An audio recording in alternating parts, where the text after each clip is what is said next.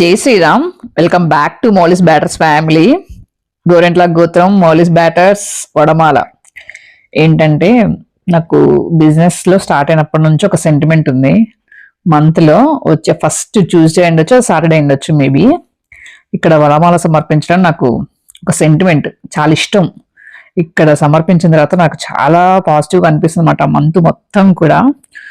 So ఈరోజు అయితే మన జనవరి స్టార్ట్ అయిపోయింది కదా, ఫస్ట్ డే ఇచ్చేసాను. సో ఇక్కడైతే స్వామివారికి నక్షత్ర హారతి తర్వాత వడమాల పంచడం అనేది జరుగుతుంది అనమాట.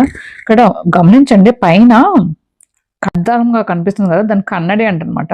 మనం పెట్టేది ఒక్క దీపమైనా అందులో రిఫ్లెక్షన్గా మనకైతే ఒక 25 నుంచి 28 దియాస్ ఉన్నట్టుగా కనిపిస్తుంది అనమాట. చాలా అందంగా ఉంటుంది.